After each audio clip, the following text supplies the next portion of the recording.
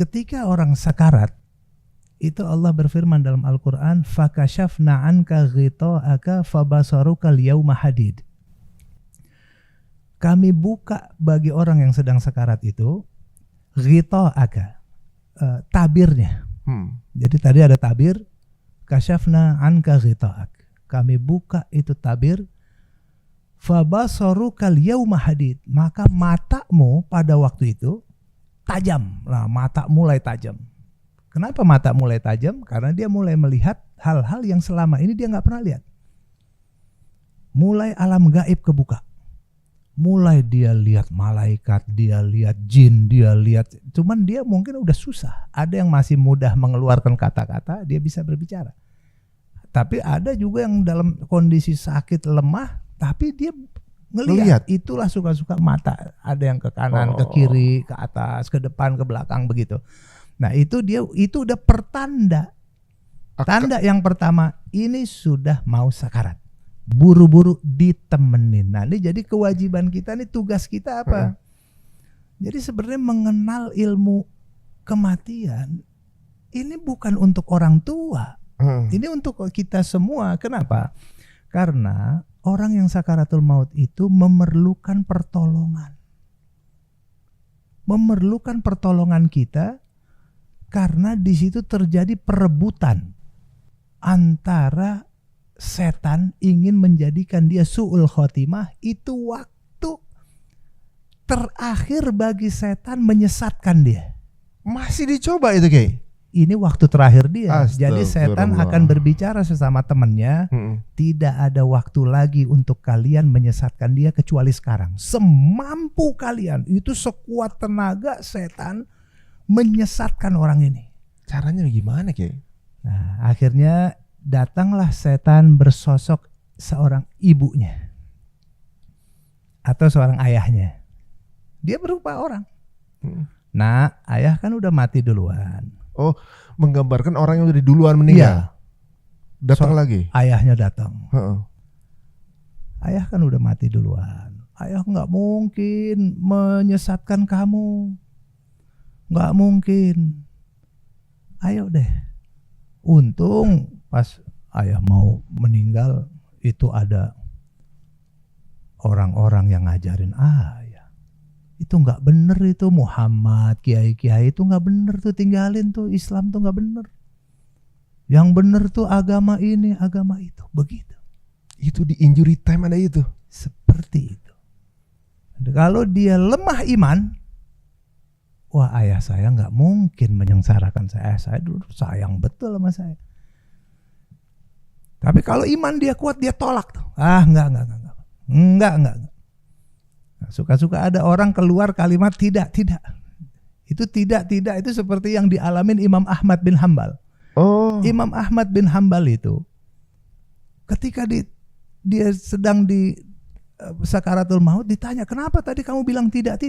Aku lagi menolak, setan datang kepada saya, mengajak saya untuk keluar daripada agama Islam. Itu sekelas Imam Ahmad bin Hambal. Aduh, sekelas Nabi, sekelas Imam pada berat gimana kita? Nah ini yang berikutnya, kalau kita tolak dia iman kita, nanti dia sosok ibu kita, datang sosok ibu. Nah, nggak cuma satu Kiai. Wah, ibu kan udah mati duluan.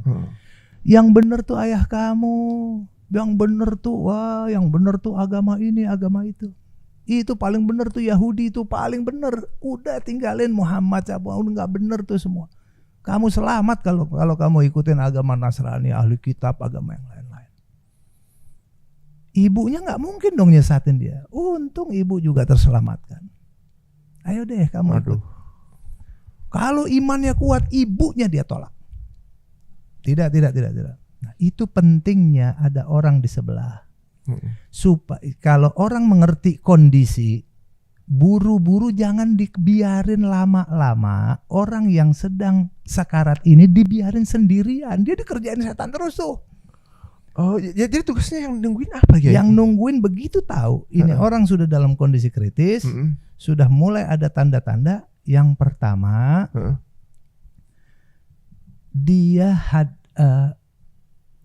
dia ciptakan lingkungan yang bersih.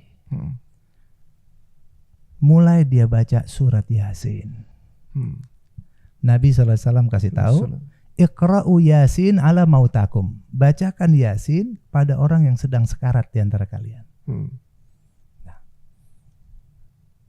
ada dua pengertian dari hadis ini. Ada bacakan Yasin pada orang yang sedang sekarat dan bacakan Yasin pada orang yang sudah meninggal di antara kalian. Ini ada dua pengertian ulama dalam menerjemahkan makna hadis. Ketika kita membacakan Yasin pada orang yang sedang sekarat, ini menghadirkan malaikat rahmat mulai datang untuk menggeser setan-setan tadi. Mulai bakar wangi-wangian kalau ada.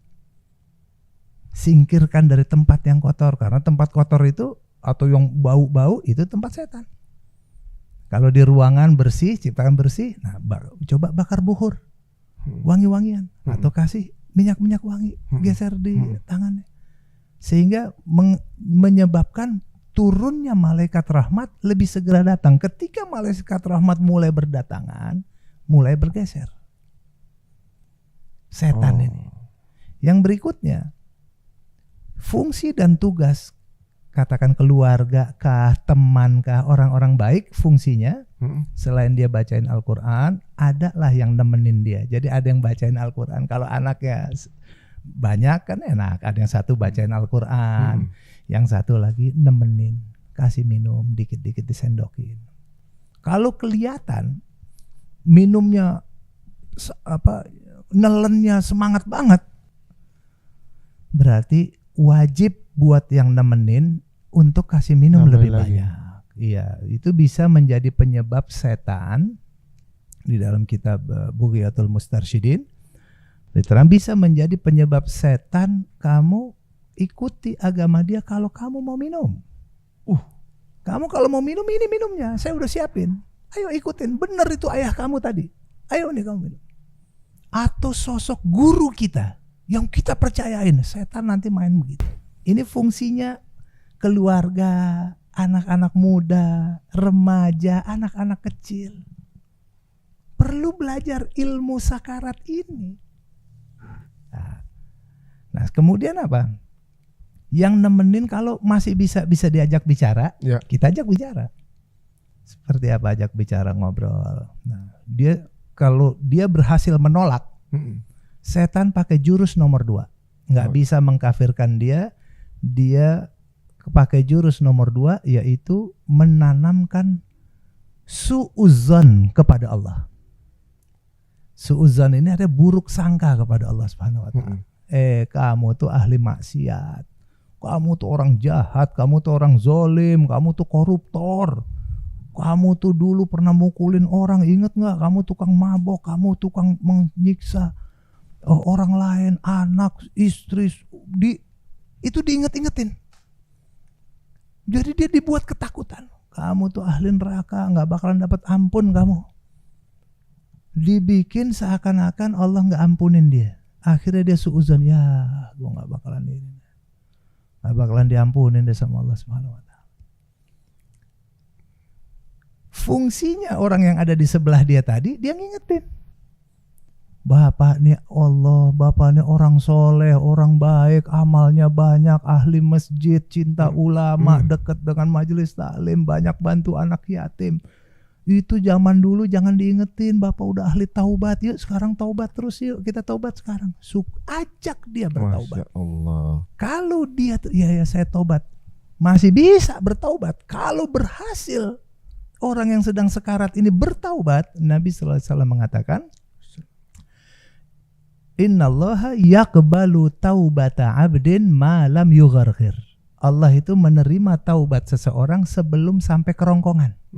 Jadi selama nyawanya masih ditarik dari kaki, naik terus ke paha, saya mau taubat, bisa.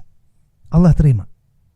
Allah terima. Tapi kalau udah di sini udah greger kan, udah nggak bisa lagi ngapa-ngapain, tidak ada taubat. Tertutup pintu taubat.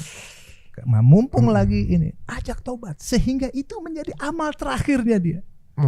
Taubat kepada Allah. Subhanallah. Taubat itu kasih sayang Allah.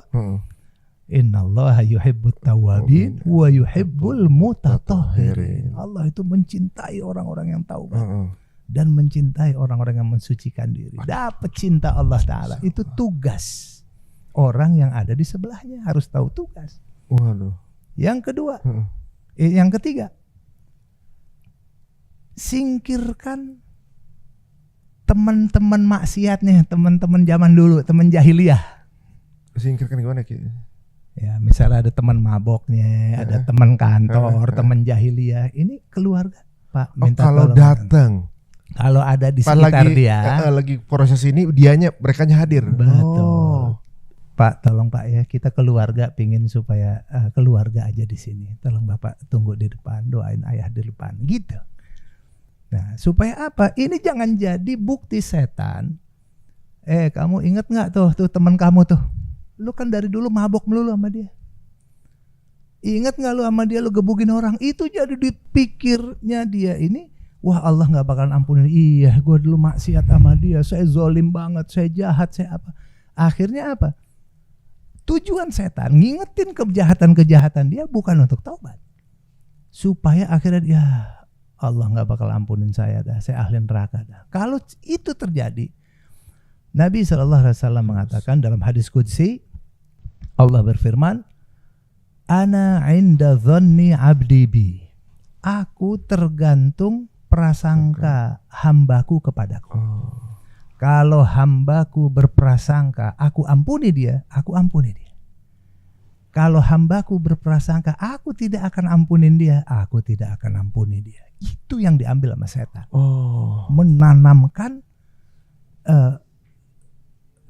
buruk sangka kepada Allah. Allah bukan pengampun.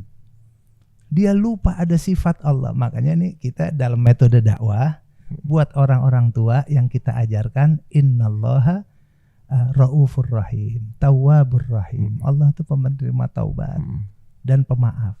Kalau untuk anak muda yang kita ajarkan adalah innallaha syadidul iqab. Allah itu pedih hukumannya. Nah, itu yang seperti itu tuh namanya metode dakwah.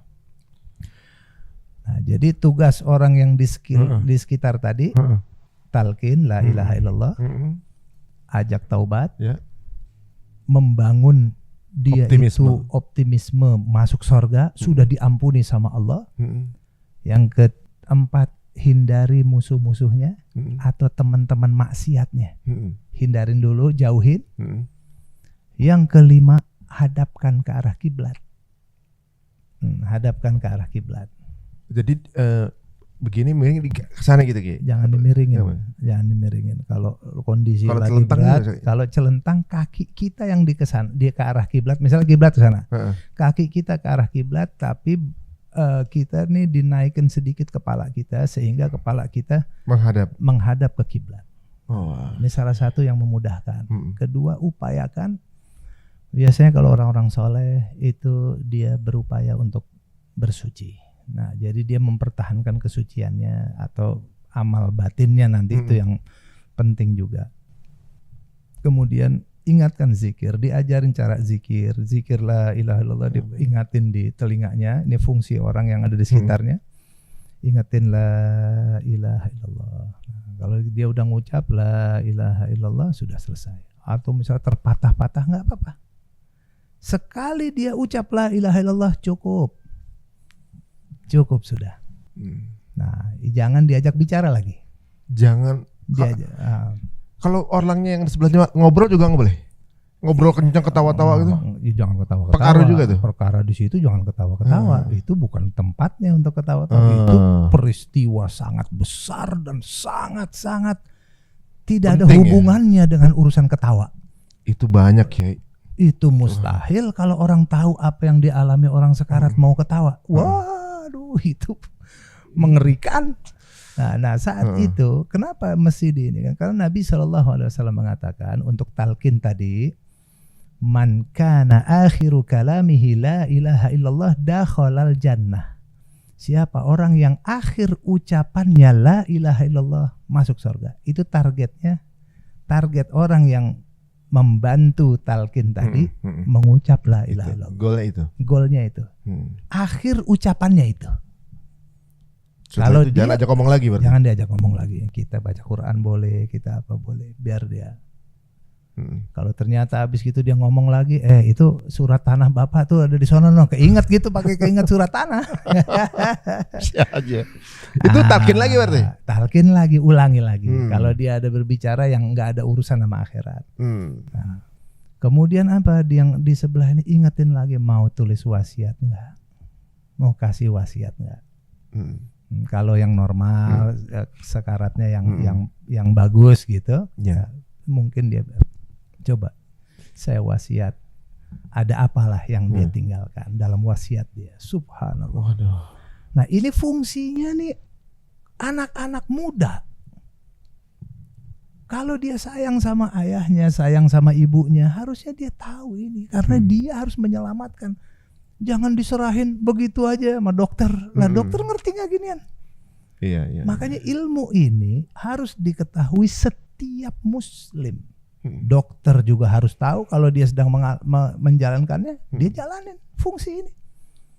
Atau perawat, atau cleaning service-nya, atau satpamnya, atau supir ambulannya, atau keluarga kita semua. Misalnya kita nggak kenal sekalipun, ada orang sedang sekarat di jalanan, misalnya kita atau kecelakaan atau apa, kita bantu talqin.